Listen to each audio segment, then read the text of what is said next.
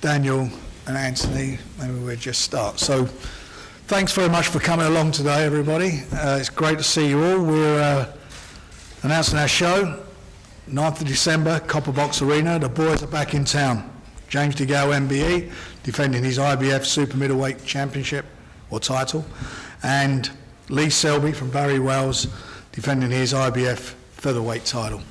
For me, it's a pleasure to be involved with James, working with him, certainly for his homecoming fight. He's been on the road, he's been our British road warrior for quite a while now, and this for him is a homecoming into London, so all the fans can come and see him in person, see the guy who's gone out there, gone over to the other side of the pond successfully, which is quite a hard feat for anyone to do, but gone out there, done what he's had to do, and now he's back here, and we're hoping this is going to be the first of many fights in the UK, big fights. He craves big fights, and I certainly, if I'm going to continue working with him, I'm going to deliver those fights for him.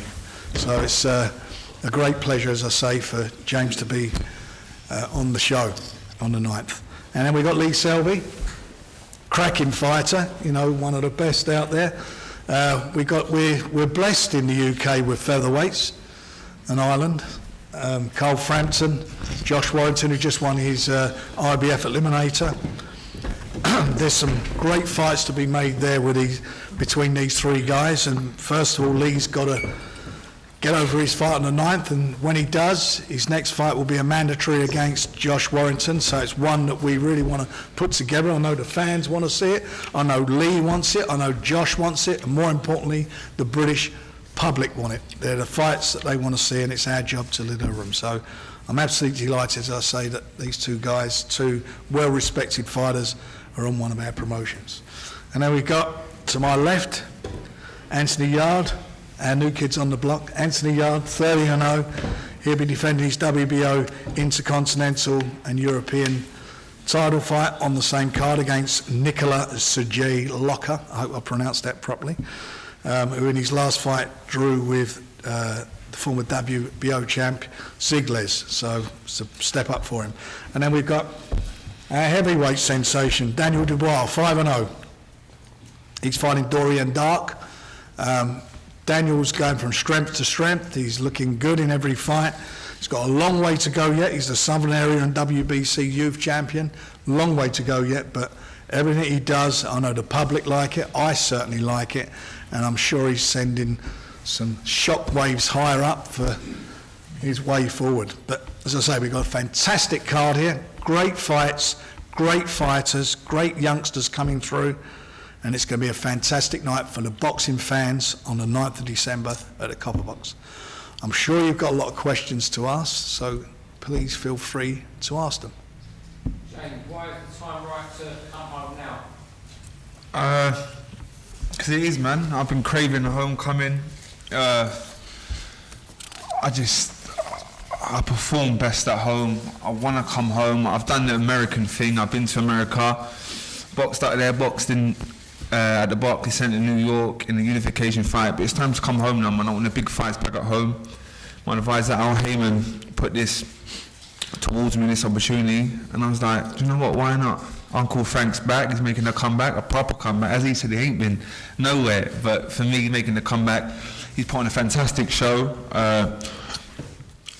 with young prospects on the undercard, with Selby. This is a fantastic show. I can't wait to box on the 9th, and yeah.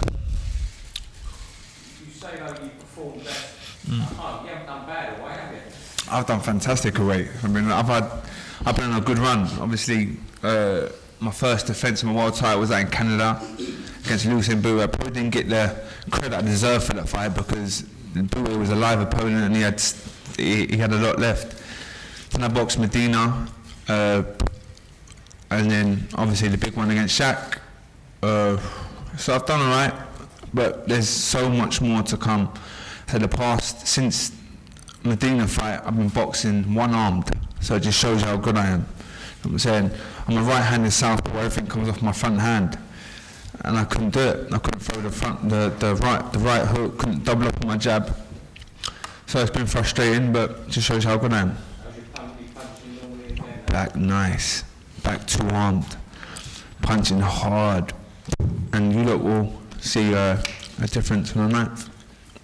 James, in terms of 2018, how do you see things mapping out? Who would you like to fight? Big fights, the biggest fights, big arenas, big money. I'm recognised the #1 super middleweight in the world, but I need to prove it. Do you know what I'm saying? I want the big fights. Obviously, the winner of the Super 8, I'm in a win-win because it's either Groves, Eubank, or Smith. But they're the fights I want. But for the time being, I'm going to get through this one, and then Benavidez with the Al Heyman link-up. That's a fight that can be made very easy. So hopefully we can bring them over here in a massive fight at a stadium, maybe the Arsenal or something. Or if I have to go to America again, it's not a problem. I'll do that. You don't understand. You don't know what I'm like. I just box whoever. I'm willing to fight whoever to prove that I'm the best. So I'm easy. Who do you think is going to come out on top in that competition? I originally said Smith. I just think he's too big. He's massive. He's 6'4". He's a good fighter. He can fight. But looking at the Eubanks and Groves' performances, that's a difficult one, man. It's a good little tournament. I'm going to say Smith. I'm going to stick to Smith, but I'm not confident.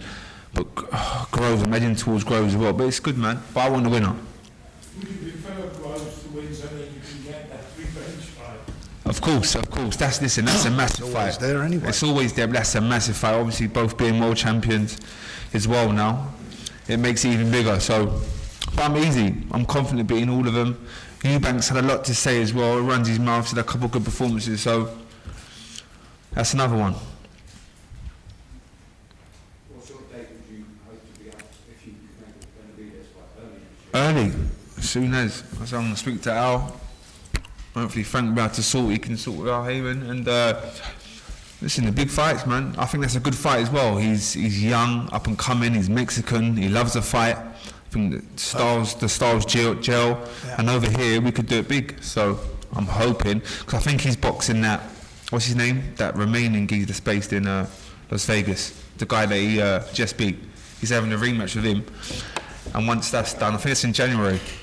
So once that's done, maybe April, May time, yeah. April, we've got a date at the, got quite a few dates, but in April we've got the O2 booked, and we've got a football stadium in London penciled in as well for some big fights. So we're doing that anyway. You know, this BT link-up, Box Nation BT and ourselves link-up, has been fantastic, and now we're seeing the fruits of it. We're seeing, you know, what we can provide, what we can bring to the party to make these fights happen, and big fights happen for these fighters. That's the name of the game. When you two are already talking about Manager James' next fight, does that mean you've got an agreement beyond this? No, I think this where we are with this one is I've always been interested in trying to get James in and fight again. I've spoke to his dad via myself, my son Francis, and we spoke to Al, and we've done a deal. So now let's get this one done, and then afterwards, you know, James and I were just talking before the fight. He said he just wants big fights. Well, you know what? We want big fights. So we agree on something. Back. We agree on it. Uncle Frank's back. I haven't been anywhere. I've been here all the time. It's where have you lot been? The one being here. So we're back in business, and 2018 is going to be great. You know, but they've got to come through. So the obvious question: who are they fighting? We're waiting for the IBF via Al with Al Heyman. We're waiting for the IBF to confirm the two opponents. We was hoping it would be done. Hands up. There's nothing I can do about that. Waiting for Al to come back to me, and I'm quite sure we'll have that sorted out within the next day or so, and then we'll make an announcement. But most important thing is they're here in London. Big Christmas show, 9th of December. This recent recruitment of James Lee, one of the Carl Franson, do you think that can give you the country's biggest stable? There's been a lot made about your fight. I don't I've got to be honest. I don't sit and think about things like that. I think about, we've got these dates. These guys are the best fighters around. Let's get them together. He's the #1 super middleweight. They've got a tournament going. called the Super Six. Yeah. Super Six.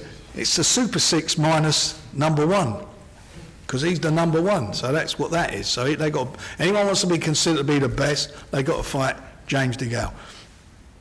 With Lee here, he's a fantastic fighter. Cole Frampton's with us. Josh is with us.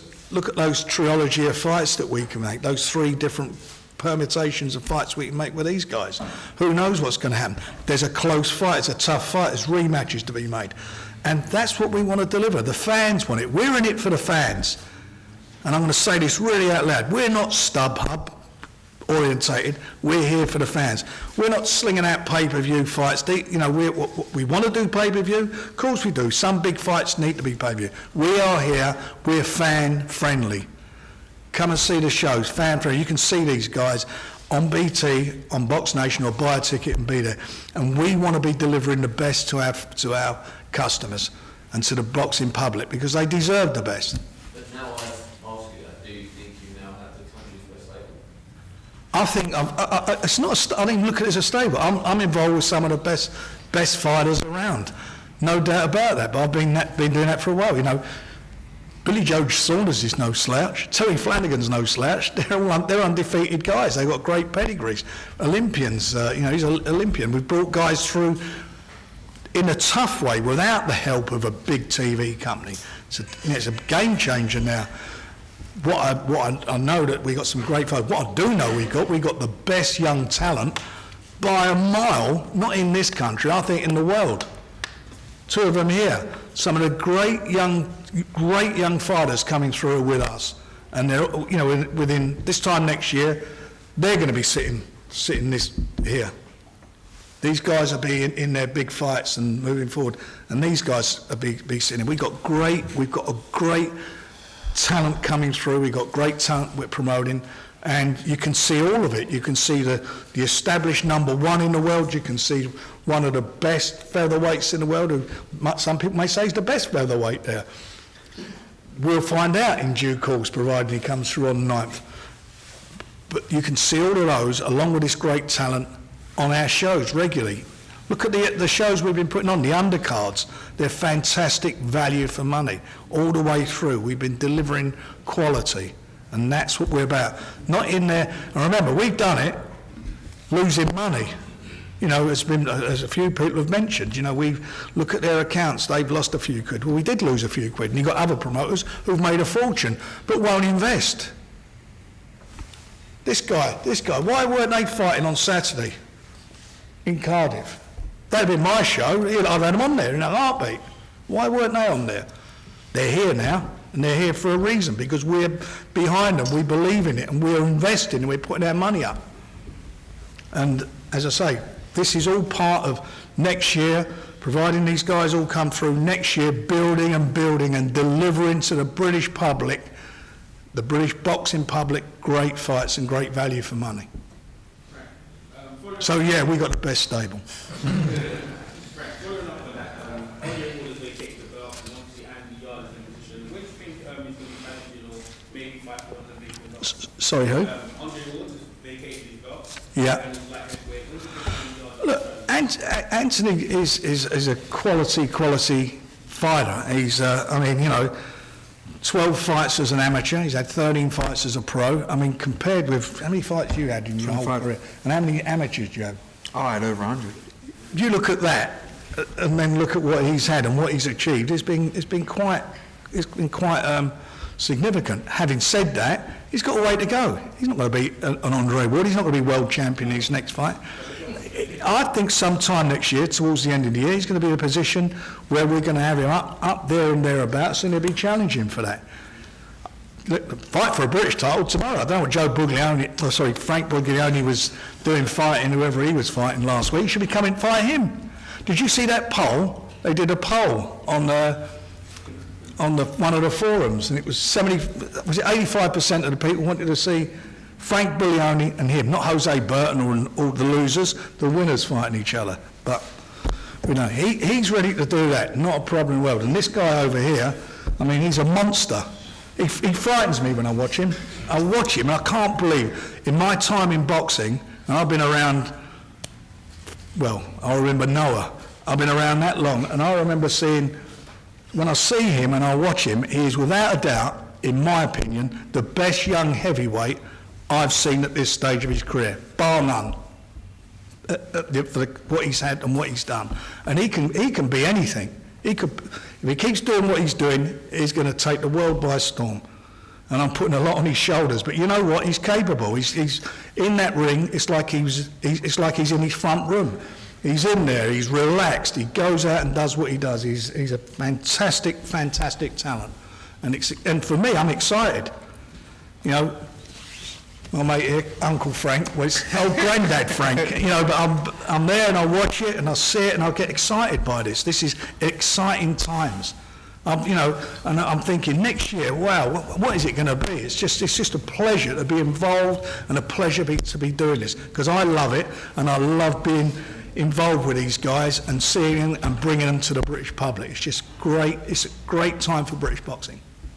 Lee, James said there's a lot more to come from him. How much more is there to come from you, particularly next year when you fight Josh Warrington and Carl Frampton? I think there's a lot more to come from me. I'm not the finished article yet. I'm always in the gym, always learning. All my fights have been like progressive fights, learning fights. I'm not the finished article. You know, next year could be a big year, but my main focus is on December the 9th. Hopefully I come through that okay. And then my mandatory challenger is Josh Warrington. I can clear up his obsession with me, finally, and then maybe move on to a big fight at the end of the year with Carl Frampton. Where did the needle between yourself and Josh come from? You better ask him. I don't know what it is, but he's obsessed with me. Like, for the last 3 years, he's been mentioning my name. Even during his last fight, in between rounds, I heard his father saying, Lee Selby this, Lee Selby that. I don't know what it is. I got nothing against the boy, but now he's mandatory challenger, and early next year I'll take care of business. He wanted Josh, you know, Josh is with me obviously, and Josh is my man. I don't mean that being disrespectfully. I'm Josh. I'm with Josh, and we've done a deal to make this fight happen, and the best man to win. But Josh said to me, I want challenge, force that fight, get me that eliminator, the final eliminator, so there's no way anybody can stop this fight from happening. And that's what we've done. And I suppose there is a bit of an obsession there from that point of view. But you know what?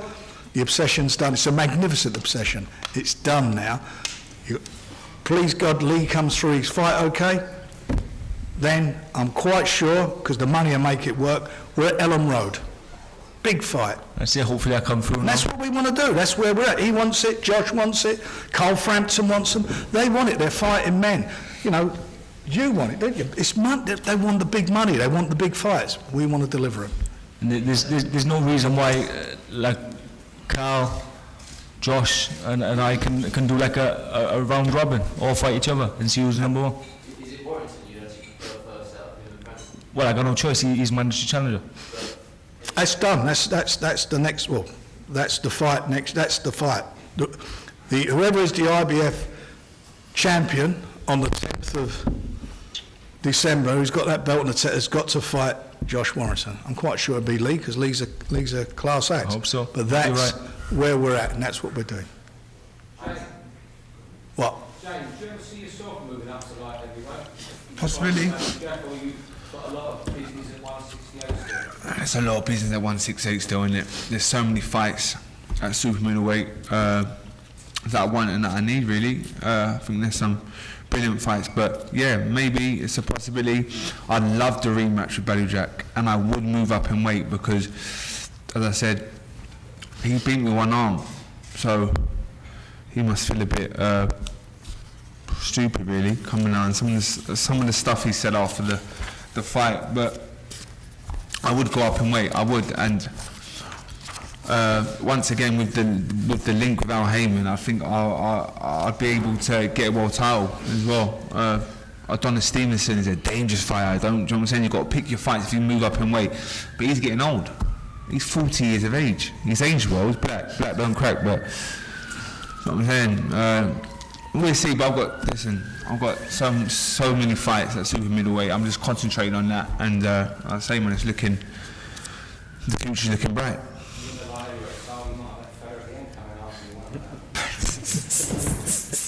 Why not? Why not? You know, You never know. Nah, that's the name of the game, isn't it? That's what it's all about. Good fight, wicked fight. But I'm ahead of I'm ahead in my career. Do you know what I'm saying? For Yarde, but you never know though. When you're 40. Yeah, when I'm 40 and he's prime, they can come and get me. James, following up on that, recently Eddie made a statement to you and Selby as well, it was a mistake for you guys to go to America. I was wondering, No way. both of you take to say on that. No, me, listen, I've lived the dream. Come on, like, I've lived the dream. I've earned a lot of money. Who wouldn't want to do it? I went to America. I'd love to do something. Huh? Yeah.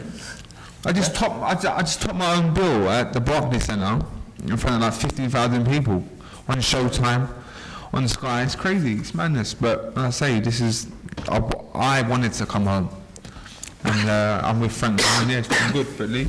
Yeah, I went to America with the hopes of securing a big fight. You know, all the other world champions out in America. I boxed Fernando Montiel, who was a former freeweight world champion. I returned home, but we made offers to the other champions, and nothing's come of it. But it hasn't been a mistake, no, I don't think.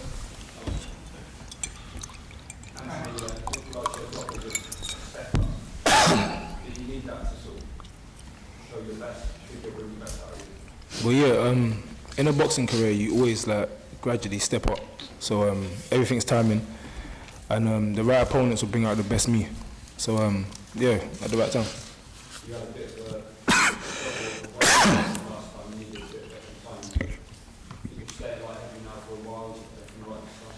I'll definitely stay at light heavy. It wasn't a struggle at all. As I said in one of my interviews, I had family. Everyone has life in it they have to deal with. I had to go through certain things literally the night before my weigh-in. So my head wasn't in the right place. Even Frank said to me, "Are you sure you're about to fight?" I said, "This is the fight game. You have to deal with things. It's life as well. Sometimes you go through things. You still have to go out on the street and live your life." So we got the job done. Third round knockout. But I'm not struggling to make weight. Dan, question here. Joe Joyce recently fought in Lewison. Yourself and obviously Frank, did you see yourself, you guys getting on sometime? Joe Joyce, what do you think of Joe Joyce's recent debut against Lewison? Yeah, he's a tough competitor. He looks strong and fit and everything, but yeah, I mean, we could meet down the line, and I'm sure I'd like to challenge and fighting him, and yeah, down the line of my career, I'm just taking one fight at a time, and eventually we'll meet up. Frank, can I ask you one before?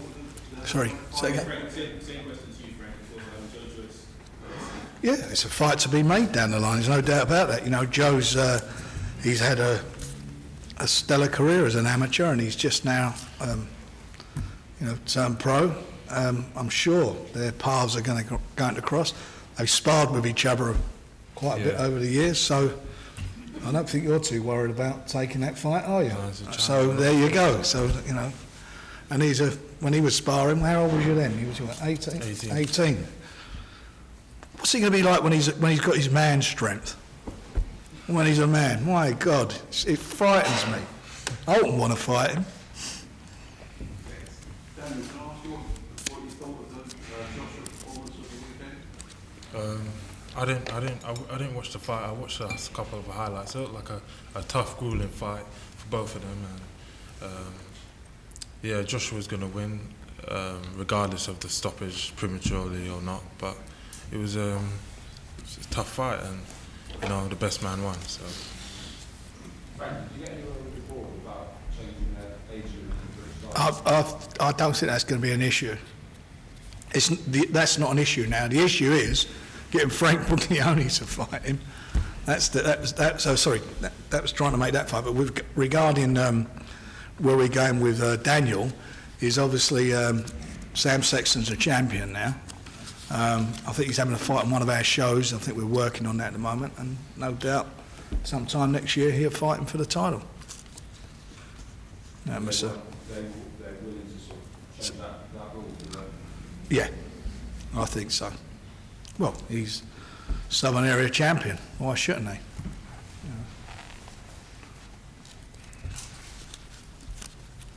Anthony, how do you feel about Dubois fight? Fans want him to start.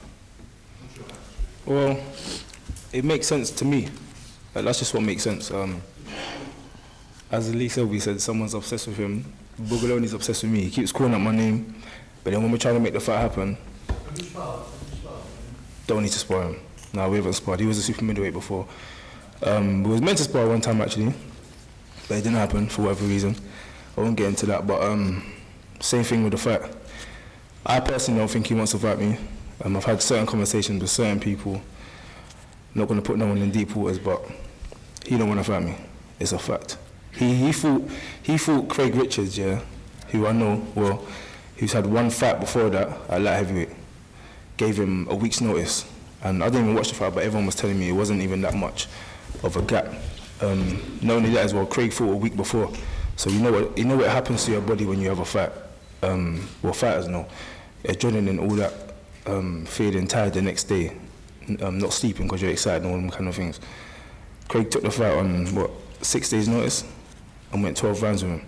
And there was times when it was up and down. That's what people were telling me. I didn't even watch the fight, but Bugatti don't want to fight me. Trust me. Are there any more questions? Yeah, just one fact. This is going to be another midnight matinee with Big Ondo and Lomachenko on the same line. Who's going to win? Sorry. Lomachenko. No, so I thought you asked me. No, I'm saying, is this going to be another midnight matinee? No, it's not. It won't be. The Copper Box show will be finished by 11:30. That's done. But the Lomachenko fight, as you know, will be on Box Nation. But you tied up the last one. Yeah. No, this is there was for obvious reasons. But no, this will be that won't be happening. So don't worry, boys. You'll be able to go and get your code, get to bed, and might even get match of the day if you're lucky. Thank you very much. Lovely. James, some question, James. So you've got other champions out there, Benavidez and Ramirez. Where do you see yourself getting in fights? As soon as, yeah, as I said before with the link with Al Heyman, I can get the Benavidez fight next year, early part of next year. Ramirez, but I'd like that, as I say, man, any of the champions I want to fight. I want to test myself, so, yeah. Are we done? All good. Thanks very much for joining us, and appreciate it.